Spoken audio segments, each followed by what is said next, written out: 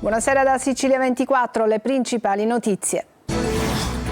Arrestato a Gela l'uomo che ha ucciso a coltellate la madre per questioni di soldi, fendenti mortali e poi la confessione. Catania, il rilancio dell'Etna Valley, stanziati alla Regione 50 milioni per aumentare la competitività della zona industriale. L'incendio all'aeroporto di Catania, per la procura 2 responsabili, stralciata la posizione di altri 6, una presa difettosa in un box di noleggio auto avrebbe sviluppato il rogo. A Catania, dopo l'emergenza cenere, è avviato il piano straordinario di pulizia di strade e marciapiedi. Crisi idrica, i comuni di Agrigento e Sciacca potranno riparare direttamente le reti guaste. Cresce nella città dei templi la disperazione dei cittadini. Sisal cerca in Sicilia 6 fortunati vincitori che non hanno ancora incassato il premio del Superenalotto. La scadenza per riscuotere si avvicina. La Grande Brera in mostra a Palazzo Reale di Palermo, accordo tra la Pinacoteca di Milano e la Fondazione Federico II. Calcio, il Catania al lavoro per il big match di sabato sera con il Picerna. Toscano recupera Giamminez e Gega ma perde Ierardi e Di Tacchio.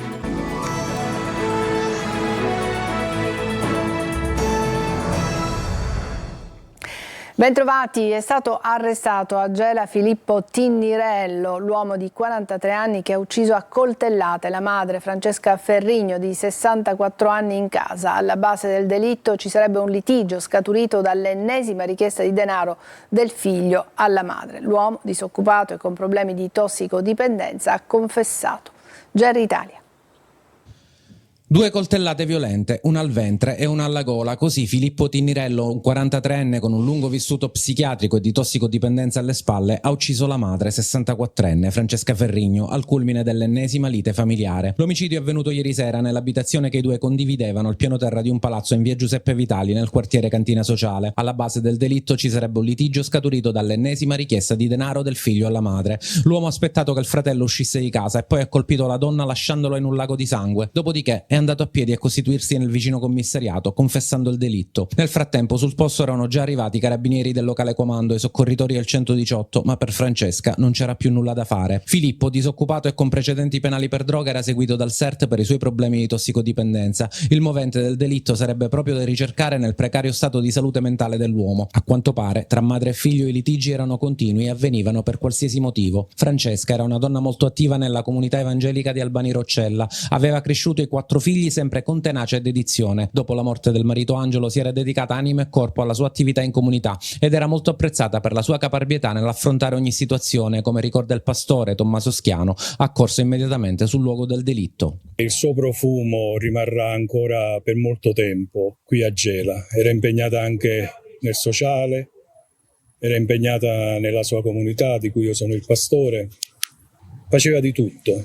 Dove serviva una mano lì si metteva a disposizione. Il figlio purtroppo dava già da tempo qualche segnale di squilibrio, però non ci aspettavamo questa escalation. Nella notte Tinnirello è stato interrogato a lungo dai carabinieri che conducono le indagini. L'arma con cui è stata uccisa la donna è stata sequestrata. Il rilancio dell'area industriale di Catania al centro della riunione organizzata questa mattina all'assessorato alle attività produttive. In arrivo 50 milioni per sollevare la zona dal degrado e attrarre nuovi investimenti. Lorena Dolci. 50 milioni per rilanciare l'area industriale di Catania, in un momento in cui l'Etna Valley, con i nuovi investimenti programmati, diventa fiore all'occhiello dell'high tech. Il finanziamento annunciato stamattina dall'assessore regionale alle attività produttive Edi Tamaio è una parte rilevante dei 100 milioni del Fondo di Sviluppo e Coesione destinato a potenziare tutte le aree industriali. Interventi fortemente sollecitati dai vertici di Confindustria e quantificati dal sindaco trentino per un'area che presenta presenta numerose criticità. Qui ci sono 400 fra grandi, medie e piccole imprese che danno lavoro a 1200 dipendenti, ma il motore economico fa i conti con varie urgenze, dal riassetto idrogeologico dell'intera area per evitare gli allagamenti di ogni anno, all'ampliamento della rete idrica e fognaria, all'operatività del depuratore e ancora pulizia e manutenzione periodica dei canali di scolo e delle aree a verde, per non parlare del rifacimento di strade, illuminazione e segnaletica. Fondamentale anche la mappatura degli insediamenti e dei terreni abbandonati e la loro bonifica. Sul fronte della sicurezza, da tempo gli industriali chiedono anche un presidio delle forze dell'ordine, vigili del fuoco e un posto di primo soccorso. Un processo di manutenzione continua, insomma, per garantire la competitività del sistema produttivo e risollevare l'area del degrado per attrarre nuovi investimenti. L'incendio della scorsa estate all'aeroporto di Catania, per la procura sono solo 2 i responsabili del rogo che ha bloccato lo scalo e creato disagi in piena alta stagione, stralciata la posizione di altri 6 indagati. Sentiamo Luca Ciliberti. L'estate scorsa il rogo a Fontanarossa causò la paralisi di gran parte del trasporto aereo in Italia e in Europa. In piena alta stagione lo stop allo scalo etneo fece gridare allo scandalo. Mentre le indagini della procura di Catania andavano avanti, in tanti chiedevano la testa dei vertici di SAC e dell'amministrazione comunale, tutti colpevoli, secondo la Vulgata, di non aver agito in tempo e con le dovute attenzioni per scongiurare i danni e le ripercussioni ai viaggiatori e alla città. In queste ore la procura di Catania ha emesso un avviso di conclusione di indagini preliminari individuando 2 responsabili. Il primo sarebbe l'ingegnere procuratore speciale incaricato della SAC del rispetto degli adempimenti e delle norme antincendio. Si tratta di Orazio Condorelli. L'altro sarebbe Federica Caravello, l'amministratore unico e legale rappresentante della Italy Rent Car, dal cui box nel terminal arrivi sarebbe partito il rogo a causa di una multipresa malfunzionante. Entrambi sono accusati di rogo colposo. L'esito del procedimento è stato rivelato stamani anche dal quotidiano La Sicilia. Nel fascicolo inizialmente risultavano 7 indagati, 6 dei quali mancano nell'avviso di conclusione indagini. La loro posizione è stata stralciata e si sta valutando di depositare al GIP una richiesta di archiviazione. Secondo l'accusa, il responsabile della sicurezza avrebbe omesso di attivare una procedura organizzativa per la gestione adeguata del servizio antincendio. In particolare, si legge, non era prevista la presenza necessaria e continuativa di un numero minimo di operatori antincendio, né che gli stessi presidiassero ogni zona o maxi zona dell'aeroporto, tanto che la sera dell'incendio erano presenti in tutto il terminal solo 4 operatori. Per i magistrati la loro presenza avrebbe consentito di giungere nell'immediatezza sul posto e di spegnere l'incendio. La responsabile della ditta di autonoleggio invece è accusata di aver omesso di fornire alla dipendente presente la necessaria formazione obbligatoria in materia di sicurezza antincendio, pur dichiarando formalmente il contrario. Per lei adesso scatterebbe anche un secondo capo di imputazione per falso.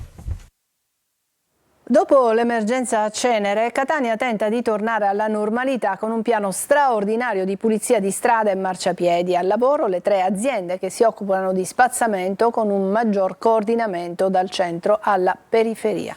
Lorena Dolci.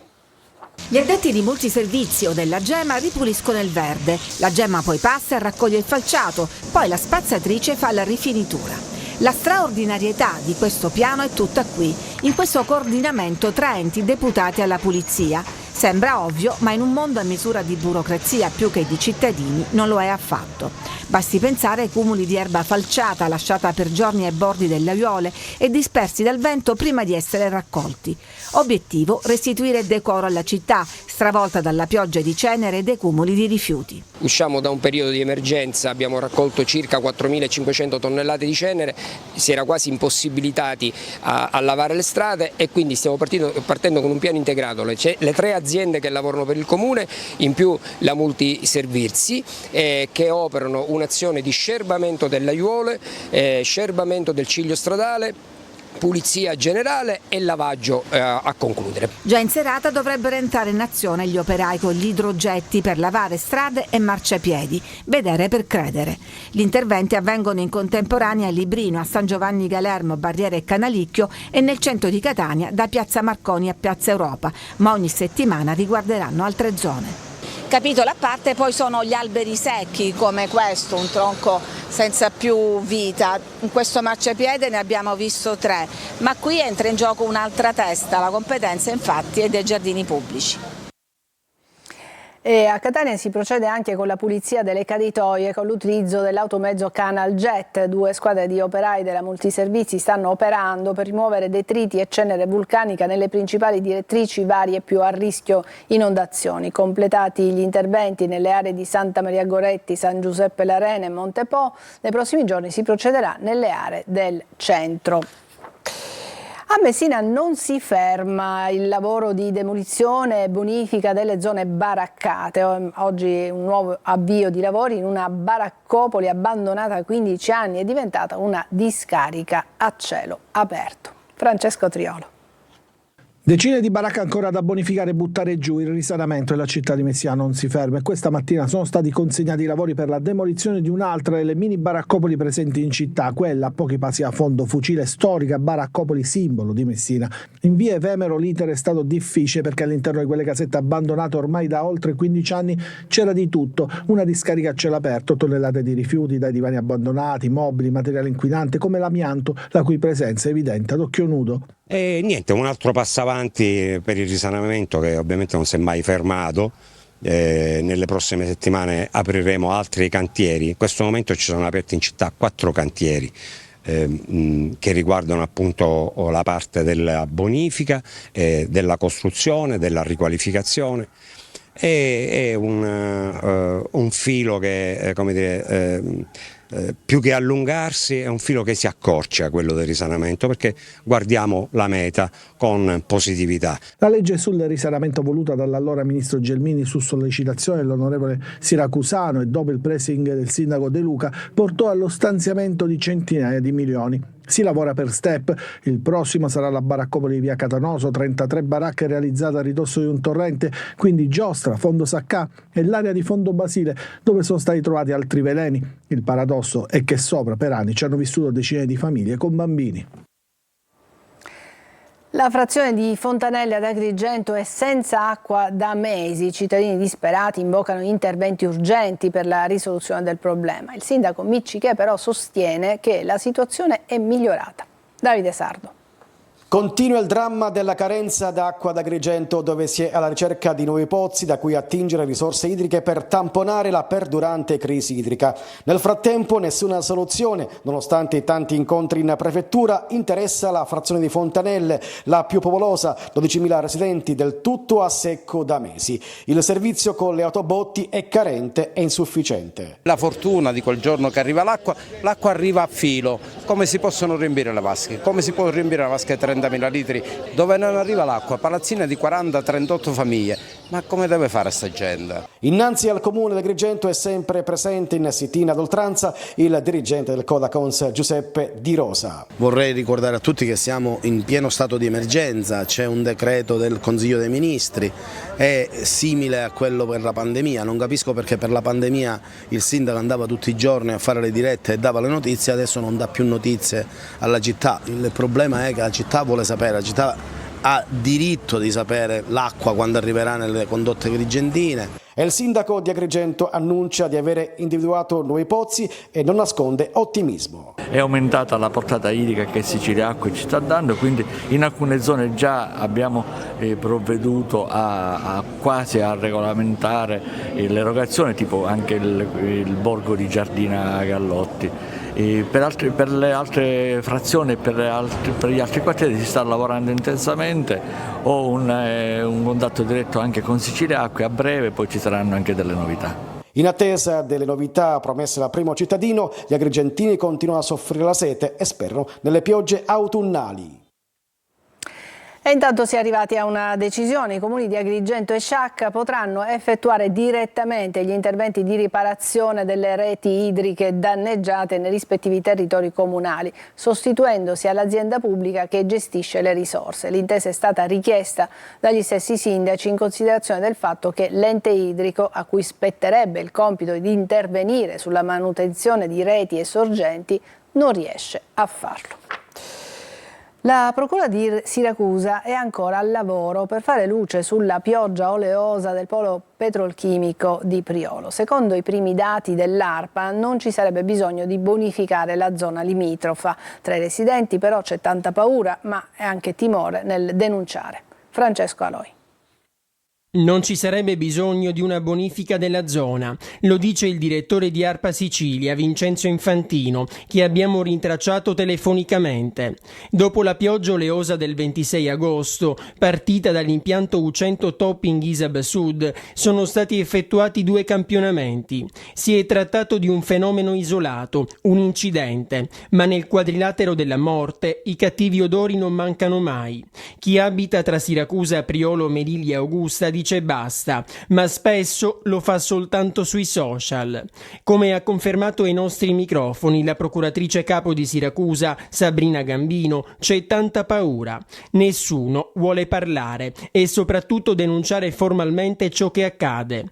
Qui quasi ognuno è legato direttamente o indirettamente al polo petrolchimico, un indotto di 15.000 posti di lavoro e la salute che secondo tanti viene messa in secondo piano. Gli ambientalisti vorrebbero scendere in piazza, ma dicono che sarebbe inutile, non si presenterebbe nessuno, o quasi.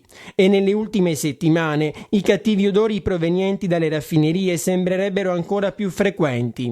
Un polo su cui la procura ha acceso i riflettori per capire bene cosa ha causato la pioggia oleosa e soprattutto cosa è ricaduto sulla testa dei residenti. Adesso una breve pausa, ci vediamo tra poco.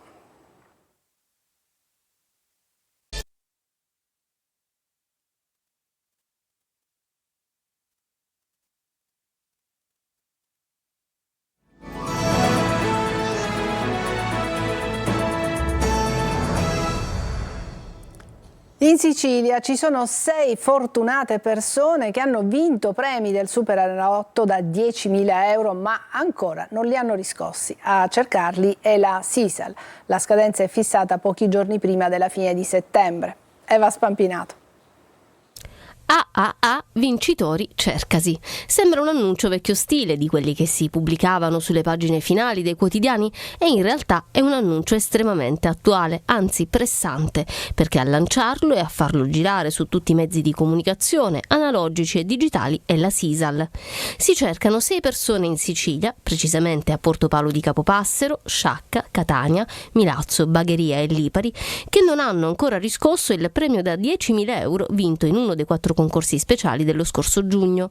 La scadenza è fissata per fine settembre, così la Sisal ha diffuso una comunicazione per invitare i fortunati giocatori ad attivarsi per riscuotere le vincite dell'iniziativa speciale che si chiamava Un'estate a 1000, perché in palio c'erano 1000 premi da 10.000 euro. Diversi metodi per riscuotere le vincite, tutti elencati sul sito della Sisal, ma prima di precipitarsi in ricevitoria occorre ricordarsi di aver giocato e vinto. E adesso parliamo di arte. Intesa Fondazione Federico II e Pinacoteca di Brera, capolavori in mostra a Palermo, quindi da Milano a Palermo. Oggi la conferenza stampa di presentazione a Palazzo dei Normanni. C'era per noi Marco Gullà. Milano e Palermo unite dalla grande arte, grazie a un accordo di collaborazione fra la Fondazione Federico II, organismo culturale dell'Assemblea regionale siciliana, e la Pinacoteca di Brera. Gli appartamenti del Palazzo dei Normanni di Palermo ospitano la Grande Brera al Palazzo Reale, la seduzione del classico in mostra, iniziativa che propone 5 opere di grande valore artistico provenienti da Milano. Tra le opere esposte anche 2 lavori di Antonio Canova. Abbiamo l'opportunità, dopo oltre un secolo, 122 anni, di poter far uscire queste opere dalla Pinacoteca di Brera e portarle qui nel nostro Palazzo Reale. Abbiamo trovato diverse opzioni per poter far sì che queste opere possano essere valorizzate e soprattutto non rappresentare un extra costo per i visitatori, quindi saranno incluse nel prezzo del biglietto, ma abbiamo anche pensato a coloro i quali hanno già visitato il palazzo e vorranno vedere soltanto questo genere di opere. Una sinergia storica per la Fondazione Federico II. Sono poche sculture che determinano la possibilità del turista o anche del cittadino di rivedere un proprio bene culturale, come il Palazzo e la Cappella Palatina, illuminati da altre opere di altrettanta bellezza di epoche diverse. Arte, cultura e prezzi assolutamente accessibili per ammirare le opere che caratterizzano i tratti classici della Magna Grecia. Ancora una brevissima pausa e poi il calcio.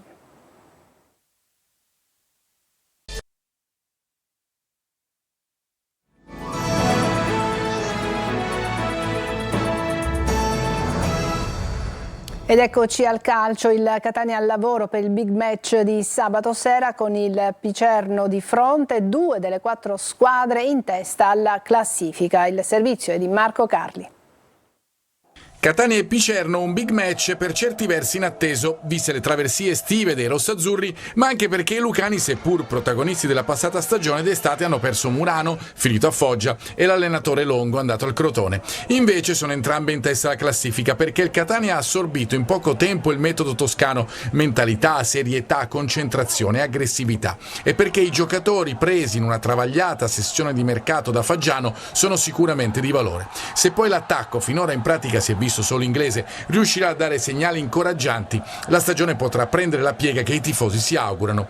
In Basilicata invece Tomei, il nuovo allenatore, ha seguito la scia di Longo, 4-2-3-1 e gioco rapido con alcune differenze. Maiorino falso 9 per esempio. I risultati ci sono stati: schiantate 2 potenziali big del campionato come Avellino e Trapani, poi una piccola battuta d'arresto con la Casertana. Ma è sotto gli occhi di tutti anche ciò che ha fatto il Catania, che vuole recitare da protagonista. I tifosi rossazzurri, tantissimi anche a Biella, riempiranno il Massimino sabato. Di Tacchio non recupera probabile l'utilizzo di De Rose, anche perché le condizioni di Verna sono ancora da valutare. Non ci sarà Ierardi per squalifica, pronto Quaini, ma in difesa diventerà un'opzione anche Gega, pronto a tornare a disposizione. Jimenez, superata la gastroenterite, dovrebbe essere della partita, anche se non dall'inizio. Il Palermo è al lavoro per la ripresa di campionato che sarà per i rosanero sabato a Castellammare contro la Juve Stabia. Dionisi valuta novità in formazione. Marco Gulla. È ripresa la preparazione del Palermo in vista della prossima gara di campionato. I rosanero, al rientro dopo la sosta per le nazionali, giocheranno contro la Juve Stabia. La partita è in programma sabato alle ore 15 allo stadio Menti di Castellammare. Il tecnico rosanero Dionisi lavora sulla fase difensiva e sul possesso palla, lavori specifici che serviranno a Palermo per cercare di migliorare i dati di inizio stagione. Serve una svolta e contro la Juve Stabia i rosanero non possono più sbagliare. Dionisi recupera il difensore turco Bani e spera anche di recuperare Verre per il centrocampo. In avanti, ancora una volta, il punto interrogativo riguarda la convocazione per il francese Apois, che per la prima volta ha parlato in conferenza stampa. Ho parlato a lungo con la società, sono stato felicissimo poi di aver firmato il contratto, ne ho parlato anche con la mia famiglia, alla fine ho scelto di unirmi a questa bellissima società. Per quanto riguarda l'infortunio, sto recuperando, lavoro ogni giorno per rimettermi in sesto. Sabato al Menti potrebbe scattare l'ora di Jérémy Ledoiron. Il francese, arrivato a fine mercato per una cifra molto importante e con un contratto corposo, si può considerare a tutti gli effetti il fiore all'occhiello del calciomercato di De Santis. Dionisi potrebbe schierarlo dall'inizio assieme a Brunori e Di Francesco in un tridente pesante. È tutto, grazie per aver l'attenzione, buona serata.